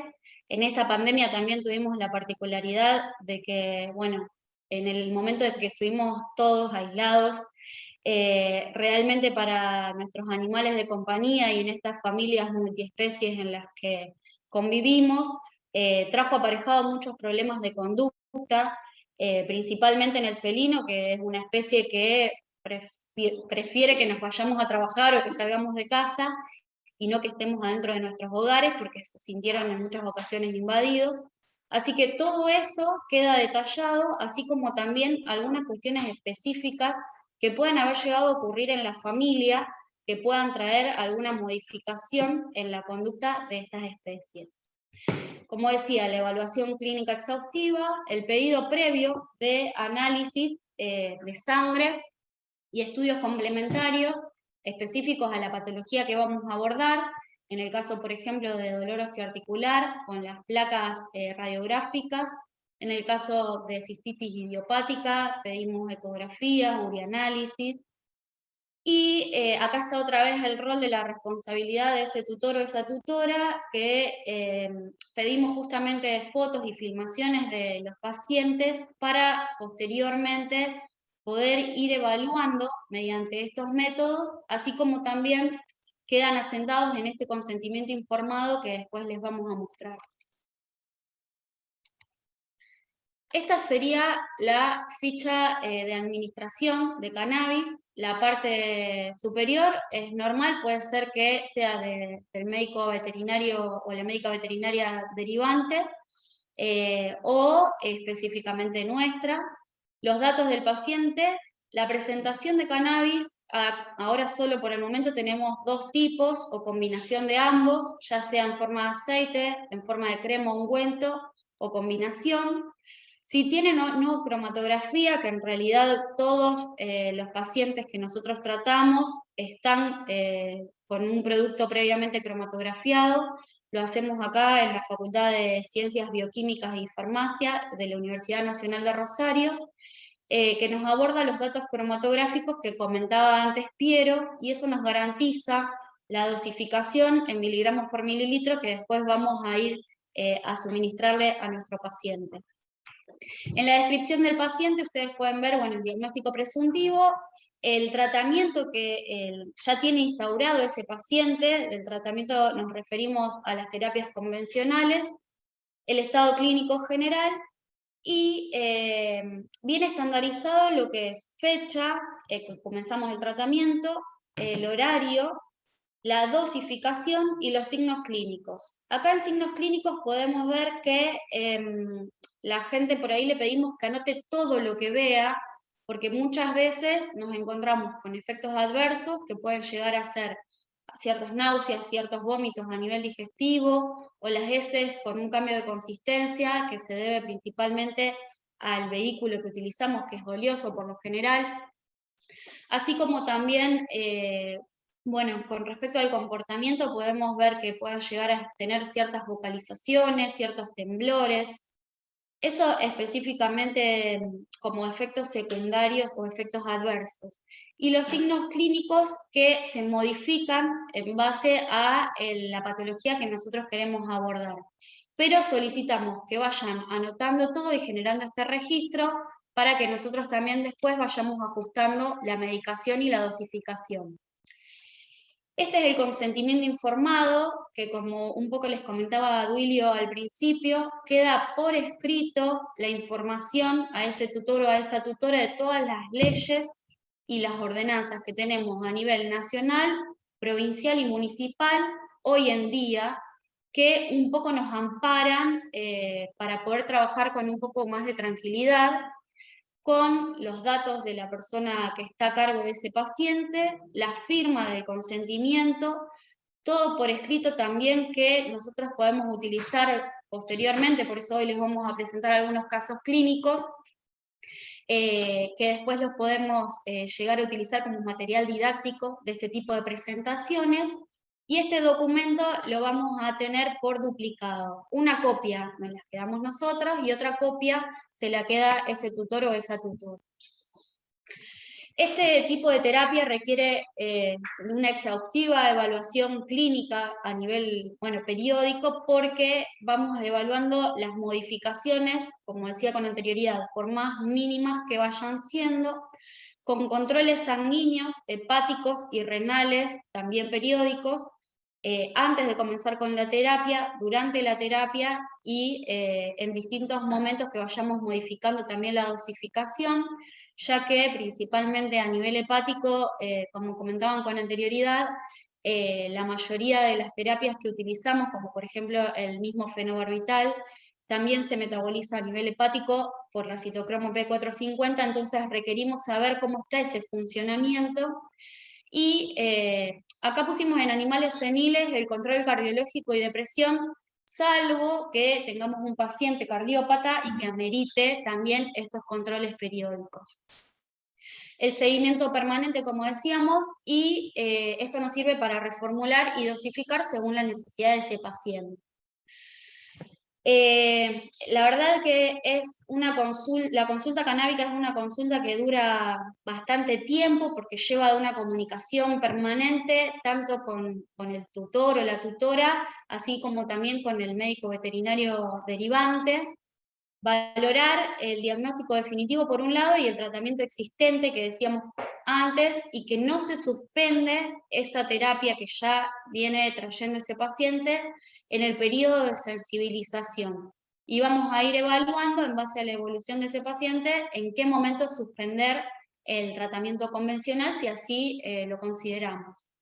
Se formula ese aceite, se definen los ratios y la dosificación, y cada paciente tiene un aceite en particular. La consigna, como ya nombraron mis compañeros, menos es más. La otra relación que también es importante es con ese tutor o esa tutora, ya que por ahí queda un poco trillado hoy en día, pero lo remarcamos bastante en esta presentación, la relación de empatía que requiere esta terapia, la comunicación completamente abierta y con sinceridad, porque no todo paciente que llegue sí o sí va a necesitar una terapia canábica.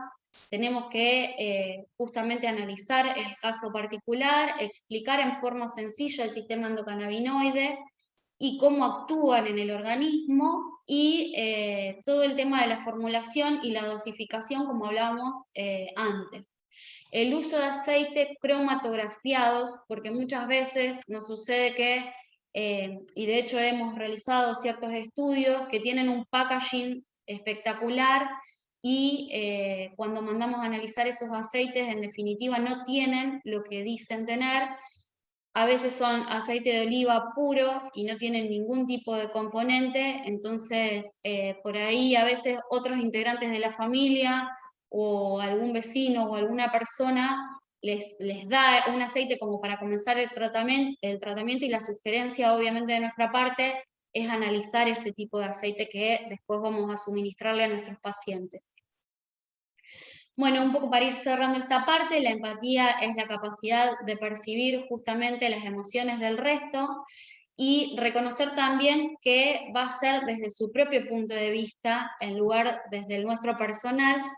Toda esta terapia requiere, y en la veterinaria específicamente, un nivel de conciencia muy grande, una capacidad para expresar que hemos comprendido la situación que se encuentra esa persona, porque muchas veces hacemos acompañamientos en pacientes terminales que sabemos que no va a tener una recuperación, pero sí de forma paliativa podemos llegar a lograr una mejor calidad de vida de ese paciente.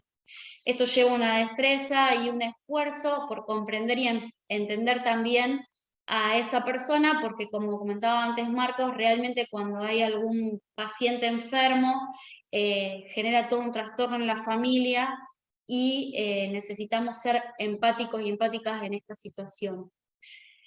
Y para cerrar esta parte, escuchar activamente, prestar atención, porque muchas veces la gente nos está diciendo mucho más de lo que por ahí nosotros logramos comprender o escuchar en ese momento, y analizar los sentimientos, porque el mensaje enviado no siempre es el mensaje que es recibido, de un lado y del otro. Ahora sí, le paso la palabra a mi compañera Natalia Jafar, que va a hablar un poco acerca de casos clínicos, que es la parte más interesante de toda esta presentación. Bueno, gracias Eli, buenas noches a todos y a todas, y no se asusten que no hay nadie más, soy la última y conmigo terminamos. La idea es abordar un poquito los casos clínicos y ver que no solamente aplicando el aceite vamos a controlar un paciente, sino que tenemos que ver el estado fisiopatológico del paciente, tenemos que evaluar las comorbidades, tenemos que evaluar cuáles son la interacción entre drogas. Pero antes, bueno, la idea es seguir un poquito con lo que hablaba Eli de la empatía, de los cuidados paliativos. Nosotros tenemos que pensar que existe una conexión y que quizás ese animal de compañía es lo único que le queda a esta persona, y hay que ser empáticos, hay que tratar de valorar lo que significa esa vida para, por ejemplo, en este caso, esta señora. Nosotros sabemos que los animales de compañía son muy importantes, y eso no lo vamos a detallar porque ya estamos en altas horas de la noche y la verdad que no hace a la charla, pero sí de recordar que se respete la vida de un viejito, porque la vejez no es una enfermedad, sino que nosotros debemos darle esa calidad de vida en sus últimos días. Sabemos que el cáncer, los tumores, son dolorosos y que no solamente afectan porque hacen que determinados órganos no funcionen, sino que molestan, algunos generan dolor, otros generan olor, eso le molesta al paciente, le molesta al propietario, genera alteraciones en cuanto a la respiración, a las formas de dormir, y el acompañamiento de un tratamiento paliativo en todo el nivel es súper importante para que tenga una muerte lo más digna posible. Tener una consulta respetuosa en pacientes que sabemos que están en sus últimos días es importante. No podemos andar apurándolos en la consulta, tampoco tenemos que hacer ruidos cuando lo estamos atendiendo, tenemos que tratarlos tranquilos y tratar de acompañarlos lo más posible. Ahora bien, nosotros tenemos una expectativa de lo que va a ser nuestra terapia canábica. Queremos que se cure. La mayoría de las veces no va a pasar eso, no vamos a poder tener un control de la enfermedad, no vamos a lograr curar a nuestro paciente. ¿Y qué podemos pensar de que es nuestra realidad? ¿Cuáles van a ser nuestras expectativas reales de esa terapia? Los gatos, cuando tienen dolor, cambian la postura para dormir, por ejemplo. Que empiece a dormir y a acomodarse y a enrollarse, eso indica que está más cómodo, que se siente mejor. Este signo, que el tutor lo nombra como algo beneficioso, nos lo escribe en la ficha, tenemos que remarcarlo, porque esto es lo que nosotros buscamos. Nosotros buscamos que nuestro paciente duerma relajado, duerma las horas que tiene que dormir y que coma, porque un paciente que no come no está bien, un paciente que se esconde no está bien. Entonces, estas son las realidades que nosotros buscamos, pequeñas mejorías y pequeños avances, y la vuelta a una normalidad en un paciente que ya había perdido todos estos hábitos. Para empezar a hablar de los casos clínicos, yo traje acá algunos casitos interesantes porque podemos ver algunas cuestiones en cuanto al tratamiento. Ella es mía, es una pacientita canina de 10 años de edad, con 7 kilos 200, que tenía un tumor, una neoformación en cavidad torácica. No pudimos llegar al diagnóstico porque su tutora estaba muy angustiada porque ella estaba con este cáncer, no accedió a la punción, o sea que no tenemos el diagnóstico definitivo de qué era esta neoformación, pero sí se evidenciaba que había un nódulo bastante grande que iba creciendo y que ya empezaba a agitarse. Le costaba caminar, le costaba subirse a las sillas, que eso era bastante problemático porque el no poderse subir a la silla cuando estaba acostumbrada a dormir ahí, al animal, la verdad que le traía un montón de problemas. Entonces lo que decidimos hacer es empezar con un aceite de uso medicinal. En este caso, nosotros vamos a hablar de ratio, que ya creo que lo explicaron, 1-1, pero también 1-1 hablando de la proporción de cada uno de los componentes. Pero a su vez, tenemos la suerte de, al ser aceites cromatografiados, poder hablar de miligramos por mililitro. En este caso tenemos THC 2 miligramos por mililitro y CBD 2 miligramos por mililitro. Un ratio 1-1. Vamos a arrancar con pequeñas cantidades y de menos a más. Entonces empezamos con una gota en un bloque de 4 días, una gota cada 24 horas, y después empezamos a subir una gota cada 12 horas. Si vemos que el paciente lo requiere, quizás en un paciente que está con una sobrevida muy corta, donde sabemos que ya la muerte se acerca, podemos empezar a lo mejor con una gota cada 12 horas. Pero no más que eso, porque tenemos que monitorear lo que son los efectos indeseables. En este caso, esta paciente estaba tomando prednisolona, 5 miligramos día. ¿Sí?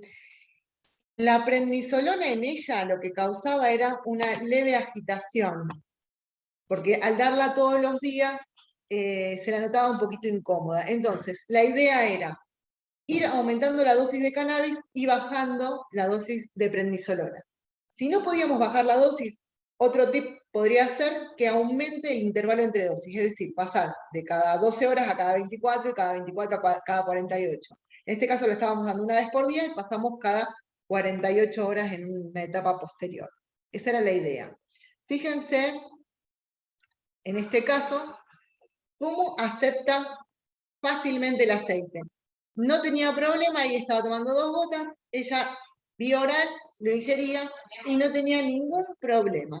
La idea es que sea el consumo voluntario, porque si nosotros tenemos que hacer un tratamiento a largo plazo, si lo toman como algo beneficioso, algo que les gusta, es mucho más fácil de mantener que si lo estamos forzando para la ingesta.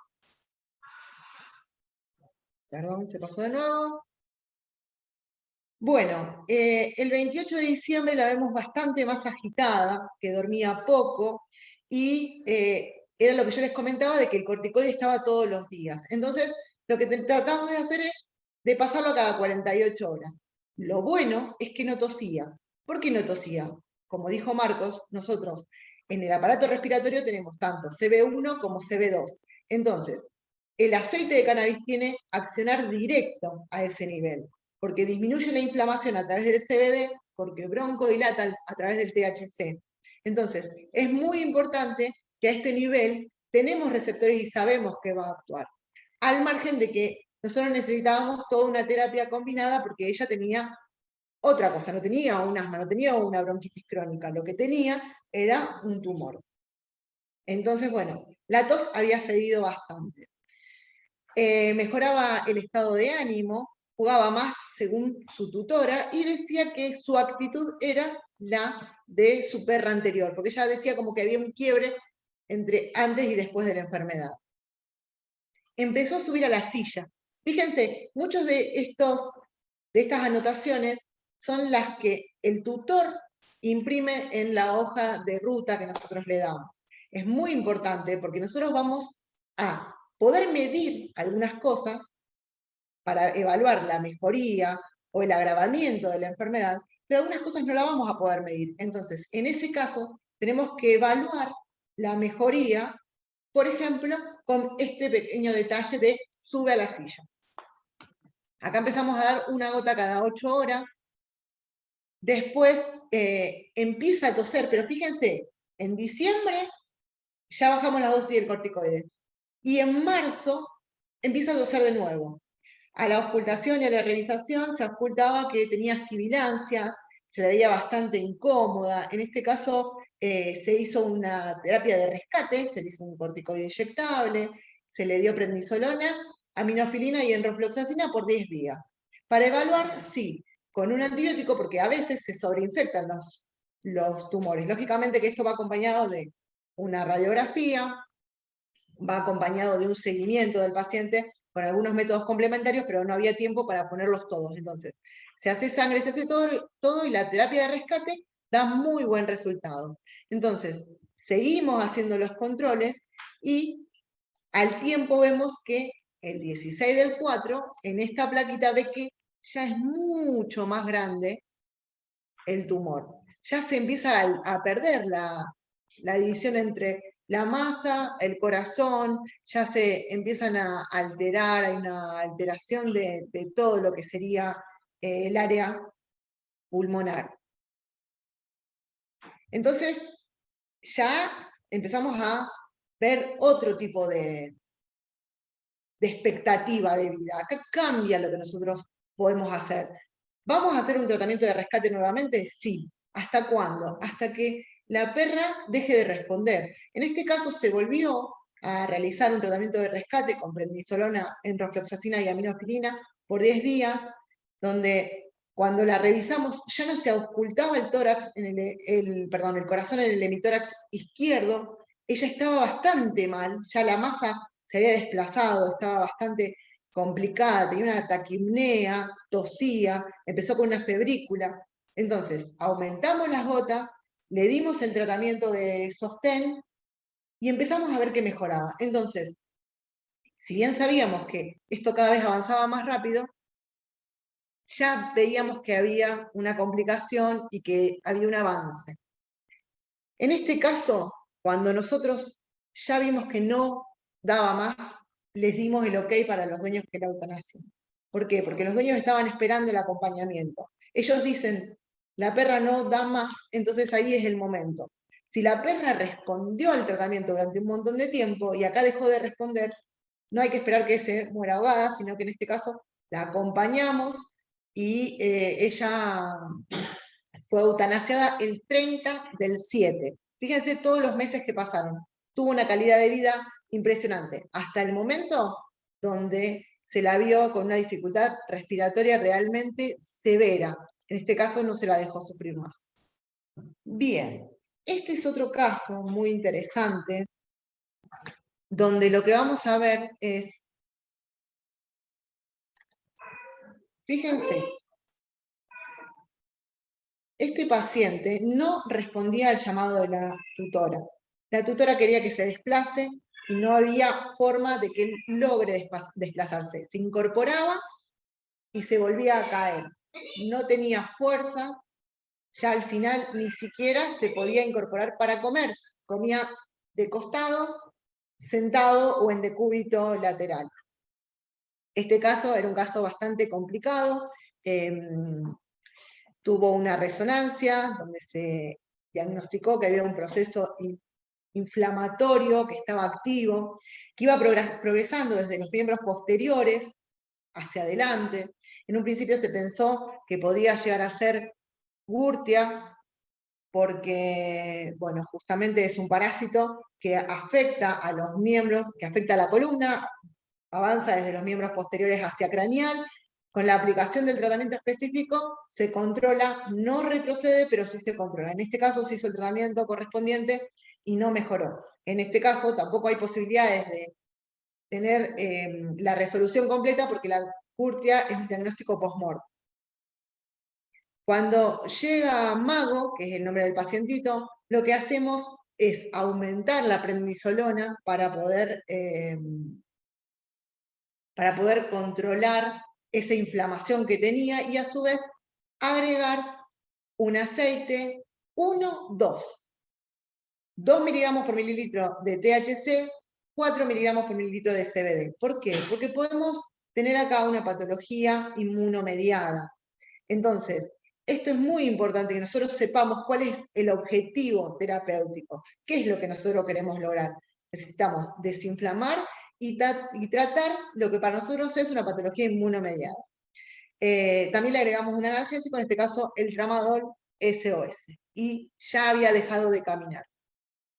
Al tiempito, a los 3 o 4 días de haber comenzado el tratamiento, Mago comienza a tener esta posición, que para la dueña le llama mucho la atención porque él no se sentaba.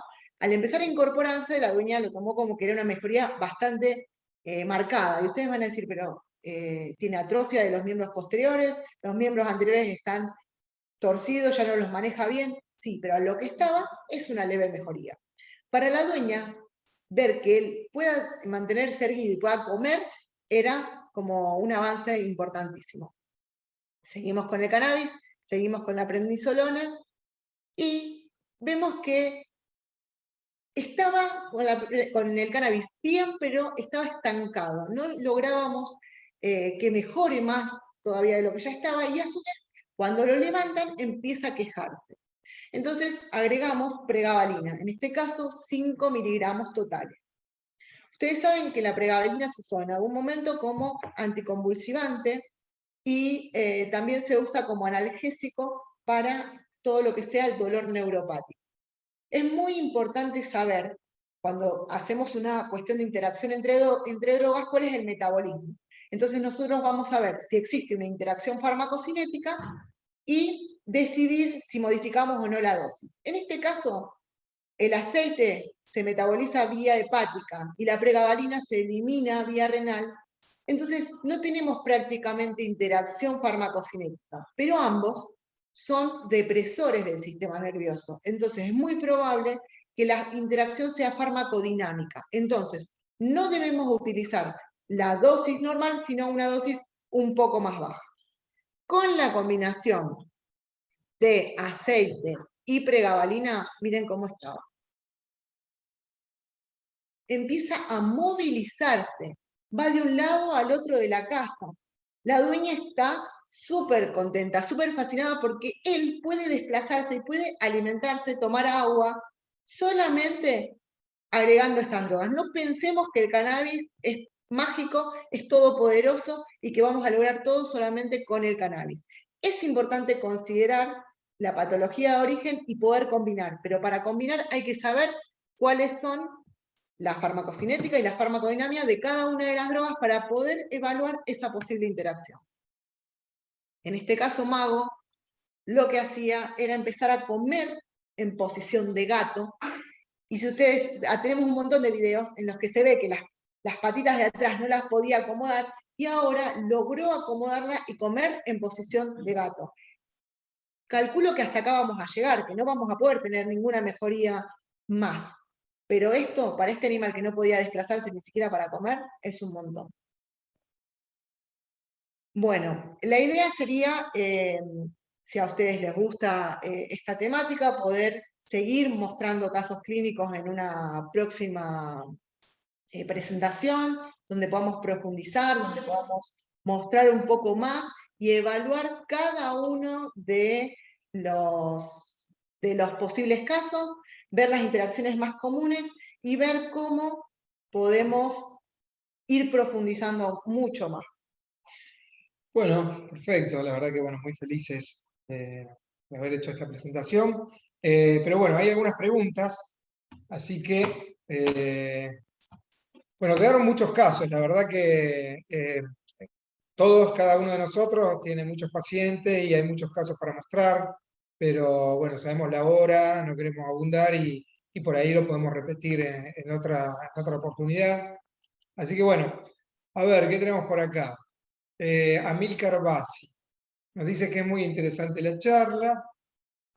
Consulta, si tenemos experiencia o conocimiento sobre la eficacia del cannabis en microdosis con respecto a la tintura. Bueno, la mayoría no... Sí, si quieren venir todos. Vamos, que hoy es el verdadero festejo del Día del Veterinario. Así que estamos todos juntos acá. Bueno, en realidad no tenemos mucha experiencia con la tintura. Las tinturas generalmente no se hacen de flores, generalmente se hacen del resto de la planta. Lo que sí, yo he tenido algunas experiencias en dermatología, digamos, como con otra estructura, igual que caléndula y demás, y la verdad que funcionan bastante bien, pero digamos que hay que investigar más y leer un poco más. María Elena Rodríguez nos dice, en caso de epilepsia refractaria, fenobarbital y bromuro de potasio, ¿en qué dosis y qué receptores de endocannabinoides recomienda? Sí, en realidad, En ese ¿en qué caso, lo dosis? que deberíamos ¿Qué ratio, hacer sí? igualmente, hacer un dosaje de fenobarbital, si están de acuerdo, primero, para después de eso sí poder evaluar qué dosificación utilizamos. No comprendo muy bien la parte que dice qué receptores de endocannabinoides recomiendan. Sí, será en todo caso claro, los ratios. capaz los cannabinoides, o sea, los fitocannabinoides, da la sensación de que THC, quiso decir, CBD. claro, THC, CBD, bien. ya que bueno, obviamente uno no elige los receptores, sino justamente eso, lo que Yo puede llegar a atinar. puedo comentar, digamos, desde mi experiencia, que acá, como decía Eliana, digamos, seguramente hacer el dosaje de fenobarbital para ver dónde estamos parados, no quitar, digamos, ni el fenobarbital ni el bromuro, comenzar con la terapia canábica y generalmente yo arranco con, digamos, preparados equilibrados en dosis, siempre menos a más, en concentraciones bajas. Un poco el tema de microdosis, lo que hablábamos, porque comparando las dosis que nosotros usamos, que es lo que comentaba Natalia también, comparándola con la que se usan en otros países o la que podemos ver nosotros en la literatura, hay muchísima diferencia, de muchos ceros por detrás de lo que usamos nosotros. Así que más o menos yo lo que puedo recomendar es que siempre empiece con preparados equilibrados y preparados que sepan, digamos, de lo que están usando, obviamente. Porque a veces estamos usando quimiotipos 1-1, como decía, ratios 1-1, como decía Nati, pueden ser 2 miligramos de CBD y 2 de THC, pero también podrían ser 10 y 10. O sea, los equilibrados, los 1-1, no sabemos de qué cantidad de miligramos estamos hablando. Así que bueno, no sé si está comprendida bien la pregunta y la respuesta, pero cualquier cosa podemos ampliar. Lo importante acá es, primero, saber, como dijo Eli, que nosotros, en el caso de la epilepsia o en el caso de las convulsiones, es muy importante cuando estamos administrando fenobarbital que tenemos la oportunidad de medir, en este caso, la concentración de fenobarbital. El fenobarbital es un inductor enzimático y va a bajar su concentración plasmática. Entonces, si se mantiene a largo plazo, se disminuye, porque aumenta su propio metabolismo, disminuye la concentración a nivel de plasma. Ahora bien, si yo coloco un aceite en este caso, lo que voy a hacer es al revés. ¿Por qué? Porque el aceite lo que me va a hacer es, me va a inhibir lo que estimuló el fenobarbital. Entonces, si yo interacciono, lo más probable es que me aumente la concentración plasmática de fenobarbital. En ese caso, es importante medirla antes y después del tratamiento. Y evaluar los efectos indeseables, porque esto del cambio de la concentración de la citocromo P450 no se da de un momento para otro. Entonces, quizás cuando pasa una semana, nosotros empezamos a ver efectos indeseables. Y ahí es que hay que medir y, en todo caso, bajar la dosis de fenobarbital. Bueno, vamos a la otra pregunta de Oscar Pagotto. Nos dice, buenas noches. Hablaron que en el tratamiento evalúan el ratio.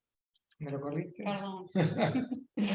Evalúan el ratio y concentración y realizan una medicación individual para esa mascota. ¿Disponen de tanta variedad de producto? Pregunto porque yo solo dispongo de un aceite con alto CBD, otro equilibrado y otro con alto THC. ¿Ustedes disponen de mucho más producto para realizar una terapia dirigida individual? Lo que pregunto es si disponen de varias concentraciones o varios ratios. Muchas gracias. Bueno, en realidad nosotros como grupo estamos trabajando aceites a lo que le llamamos blend, que bueno, acá puede contar un poco Bueno. el doctor Piero. Y yo, ante todo, lo invitaría a formular, que es un poco lo que hacemos, creo que como la modalidad en equipo, que es justamente teniendo el conocimiento, ¿sí? En su momento nosotros nos ha tocado trabajar con 2 variedades, que eran las únicas 2 variedades que contábamos, estaban cromatografiadas, que sabíamos los miligramos que teníamos. Entonces, ¿qué era lo que hacíamos?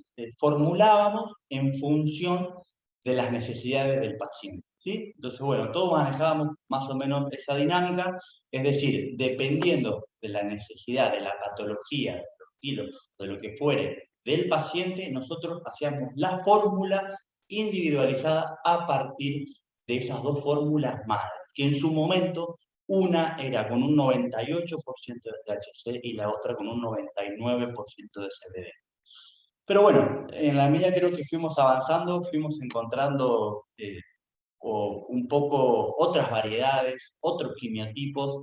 En su momento se planteó, ¿por qué no?, la posibilidad de trabajar con un aceite alto en CBN. Bueno, como hablamos hoy, me parece que el CBN no es una de las moléculas por ahí que más abunden, ¿sí?, en las plantas, pero sí que abundan en aquellas plantas añejadas y que sufren un gran proceso de descarboxilación. El CBN es muy noble, realmente anda muy bien en los pacientes para generar una sedación. Entonces, bueno, ¿qué fue lo que se planteó? Añejar aceites y medirlo. Después de 4 años, medimos una variedad que tenía un 98% de THC al principio, al comienzo, ¿sí?, y simplemente un 2% de CBN. Esa misma variedad, luego de 4 años, llegó a tener un 48% de CBN. Entonces, es decir, ¿qué es lo que quiero explicar de alguna manera? Es que los aceites también se van transformando, ¿sí? Es decir, de una variedad alta en THC, hoy contamos con una variedad alta en CBN.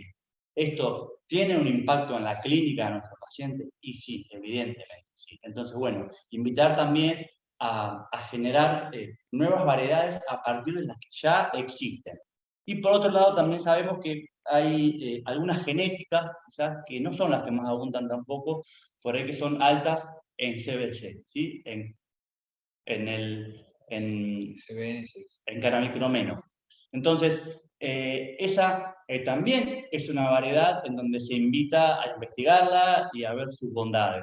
Bueno, pero un poco de la línea, digamos, de que el aceite sea dirigido al paciente, tiene más que ver no con una genética, sino con las combinaciones que uno puede llegar a hacer de frascos madres o de plantas madres, ¿sí? Entonces es a partir de ahí en donde uno dirige y lleva esa formulación hacia el paciente.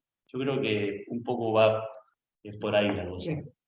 Lo que no hablamos, que lo hablaremos en otro momento, es también, digamos, de lo que es el efecto séquito, que tiene que ver con todos los otros componentes de la planta, por ejemplo, terpenos y flavonoides, que también tienen que ver con la genética y tienen que ver un poco con todo esto que también venía hablando Piero, de los distintos otros componentes que no son solo el CBD y el THC.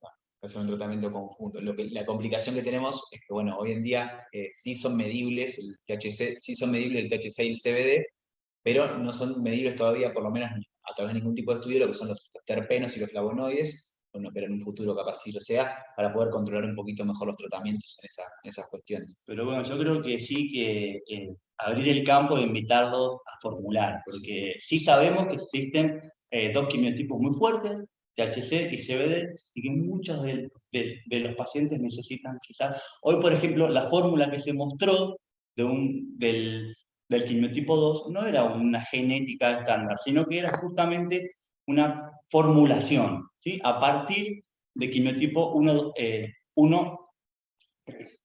Exactamente, 1 y 3. Entonces, bueno, a partir de estas 2 variedades uno puede, ¿sí?, hacer la fórmula orientada a la necesidad del paciente. Bueno, vamos a la pregunta de Sebastián Iparraguirre. Dice, buenos días, muy linda la charla. Consulta, ¿en ayunas o con alimentos? Doctoras. con alimentos. Con alimentos. Al ser liposoluble es necesario y bueno, muchas veces se puede llegar a utilizar justamente algún alimento que sea un poco más graso, por eso también es que se lo diluye o se lo disuelve en aceites generalmente de oliva, pero también se puede utilizar de coco. Bien. Lula Ayala pregunta cómo distinguen si la mejoría de Mago fue por cannabis o por prednisona. En realidad él ya venía con prednisolona, yo lo único que hice fue aumentar la dosis. De todos modos, las terapias acá no tienen que ser únicas, no es que volvemos a lo mismo, el cannabis le mejora la vida, el cannabis es una terapia complementaria de otro tipo, o sea, la polifarmacia hace que podamos combinar, bajar la dosis y bajar los efectos indeseables de las distintas drogas por una cuestión de sumatoria de beneficios. Entonces, esa es la idea, tratar de aportar con diferentes drogas y mejorarle un poco la calidad de vida, porque en este caso el paciente no va a retroceder y a mejorar 100%, pero la prednisolona y el cannabis mejoró mucho la calidad de vida de Mago, pero lo que mejor todavía le hizo fue cortar el dolor con la pregabalina. Entonces, creo que acá la terapia combinada de las tres cosas fue lo que le mejoró sustancialmente la vida a este paciente. Perfecto. ¿Cómo? Recomienda el uso De de omega omegas. y vitamina Ah, D. bien, bien. Sí, recomiendo. Bueno, no, quería decir que María Elena Rodríguez nos agradece por la respuesta. Andrés Gagliardi pregunta si recomiendan el uso de omegas y vitamina D como aporte al tratamiento canábico, sobre todo en felinos, por la función en la formación de ligandos. No Sí, sé, las sí, sí, especialistas en felinos. No, claro, ellas son las especialistas, pero sí, por supuesto que se recomienda, inclusive cuando se hacen las diluciones, el aceite de oliva, bueno, es rico en omega 3 y omega 6, que justamente son omegas que potencian la actividad de los cannabinoides, y los cannabinoides bien, así que sí que está muy recomendado. Si algún tenente más en felino quieren aclarar, pero en general es eso. A veces también se hacen los cambios alimenticios pensando hoy en día se utilizan muchas terapias canábicas, una dieta particular, con mayores concentraciones de omega 3, omega 6, que también se ven mejores resultados a nivel terapéutico. Bueno, bien, nuestra compañera acá, Marina Balsa, nos pregunta, en terapias con varias drogas, además del cannabis, ¿cómo evalúan qué parte de la mejoría se debe a fitocannabinoides? Bueno, es lo que explicó la doctora Jafar hace un instante. Bueno, María Elina Rodríguez dice, doctora Jafar, el paciente felino que describiste en la charla, ¿qué diagnóstico obtuvieron por la resonancia? Era un proceso inflamatorio activo, o sea, hasta ahí se llegó. La idea sería haber avanzado un poquito más, pero no se pudo porque bueno, la propietaria no accedió a seguir haciendo estudios, probablemente. Bueno, esa es la limitante que tenemos. Marina nos agradece por la charla, muy interesante y útil, y saber que hay colegas formándose en esta terapéutica. Viviana Ruiz dice, cuando hablamos de dosis bajas es cuánto, ¿cuál es la dosis menor? 2 miligramos por mililitro a 1,1. Sí, las dosis tienen que ver un poco con qué formulación nosotros la pedimos o cuál requerimos. Eso es un poco prueba-error, un poco, digamos, la experiencia que nosotros tenemos.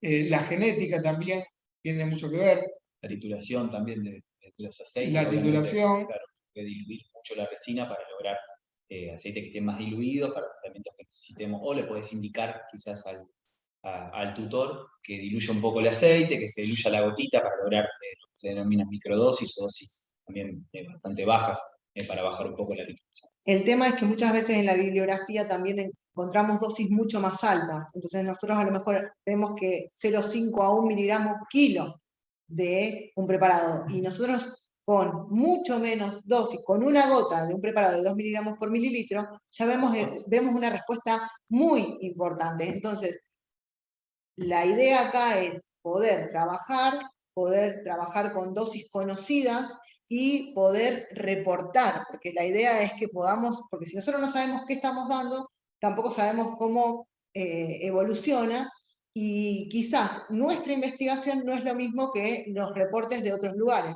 Entonces, esa es la idea, tratar de estandarizar y de trabajar todos de la misma manera, por lo menos con los preparados que nosotros tenemos. Sí, nosotros en el caso nuestro, digamos, somos un grupo y, digamos, podemos estandarizar un poco el trabajo, pero lo que sí aconsejamos a los colegas, a todos los que nos están escuchando, es que nos acostumbremos a trabajar como si fuera un medicamento de miligramos por mililitro, que sepamos lo que estamos dando. El tema de los ratios también tiene que ver con mucha información que llega de países que no hacen cromatografías, y de países que están muy avanzados en la terapia canábica, y también, por ejemplo, con el CBD, que se hace digamos que es de forma industrial, donde nosotros encontramos preparados de 50, de 100 miligramos por mililitro, y que en realidad a veces cuando se utilizan no tienen la misma respuesta que tiene un preparado artesanal con toda la planta, con el efecto séquito que hablábamos, de a lo mejor 1 miligramo por mililitro. Estamos hablando por eso de 2 ceros más. Por eso es importante saber cómo estamos trabajando, con qué producto y cuáles, digamos, qué componentes tiene. No sé si quieren agregar algo. Seguimos con la pregunta de Victoria. Desde el ámbito profesional e institucional, ¿cómo se puede lograr que los veterinarios podamos recetar terapias canábicas? Uniendo fuerzas, yo Sí. creo. Yo creo que por eso estamos todos juntos acá. Sí, tal cual. Creo que ese es el objetivo. Bueno, y Estar adentro de la ley, o sea, nosotros hoy por hoy estamos fuera y es lo que necesitamos, estamos haciendo fuerza para ver si podemos estar incorporados en la ley y poder prescribir como todo el resto de los odontólogos pueden prescribir, pero nosotros no, porque nosotros no estamos considerados como parte de los médicos de la salud. Que es algo, en realidad, me parece que no nos pasa frecuentemente que abordemos a un paciente con una planta. ¿Sí? O sea, generalmente estamos acostumbrados a inventar un blister de pastillas o un fármaco inyectable, y esto de alguna manera viene a corromper un poco toda esa estructura. Entonces, invitarlos también a familiarizarse con una planta que tiene sus bondades, que tiene sus noblezas. Y bueno, por ahí muchas veces uno utiliza un aceite de acá, otro de allá, y realmente no sabemos de dónde viene ese aceite, qué es lo que tiene, cómo se hizo, qué concentración.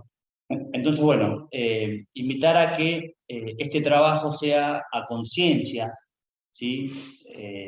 Que podamos quizás tener una variedad o dos, ¿sí? Siempre en el maletín, y empezar a familiarizarnos con esa variedad y no quizás con todo lo que anda dando vuelta, porque muchas veces ya es un desafío aprender a usar una variedad. Entonces, bueno, cuando a eso le sumamos muchas variedades y encima desconocidas, bueno, es muy factible que en ese camino haya algún fracaso o alguna reacción que realmente no queremos. Entonces, que cada uno de los pasos que se fueron detallando en toda la charla, ¿sí? El vínculo del paciente, el vínculo del aceite, cómo encontrar ese aceite, de dónde viene y cómo vamos a ejercer esa medicación, bueno, que eso se haga a conciencia, pero justamente de saber que estamos ejerciendo nuestro rol como una planta, ¿sí? Y ese me parece que es el gran desafío. muy bueno, no sé si hay alguna pregunta más. Esa era la última. Esta era la última. Bueno, agradecemos a todos por estar en esta presentación hasta altas horas. Bueno, también, digamos, hay un link que después en todo caso vemos si lo volvemos a poner en Instagram, donde se puede hacer la firma para la petición de que seamos reconocidos por el ReproCam. Así que bueno, nos gustaría que todos nos apoyen. Y un poco una de las preguntas era cómo podemos hacer que todos los veterinarios podamos recetar. Es esto, uniéndonos como hacemos nosotros, que eso nos va a dar también, nos da mucha seguridad para trabajar, y uniéndonos a los grupos, a las agrupaciones que ya vienen trabajando hace tantos años, tanto a las agrupaciones de medicina humana como de medicina veterinaria, a la agrupación de veterinarios canábicos argentinos. Pueden entrar en Instagram o en Facebook, ahí van a ver, digamos, algunos vivos, algunos videos que estamos pasando. Y bueno, y pueden hacer todas las preguntas que quieran. Y justamente, bueno, los que son de Rosario con nosotros, también veterinarios dedicados a las terapias canábicas, VetCra, estamos en Instagram también. Y pueden ir a UPAC también si alguno necesita terapias para humanos. Así que bueno, de mi parte y de parte de todo el grupo, muy agradecido a todos, al colegio, a la subcomisión de animales de compañía, a todas las agrupaciones que nos acompañan. Yo les agradezco profundamente a mis compañeros, que la verdad que es un lujo poder trabajar con ellos. Ojalá podamos avanzar en investigación, es uno de los pasos que nosotros vamos a dar como grupo. Y bueno, ¿quieren decir algo más? Muchas gracias. Bueno, muchas gracias. Buenas noches.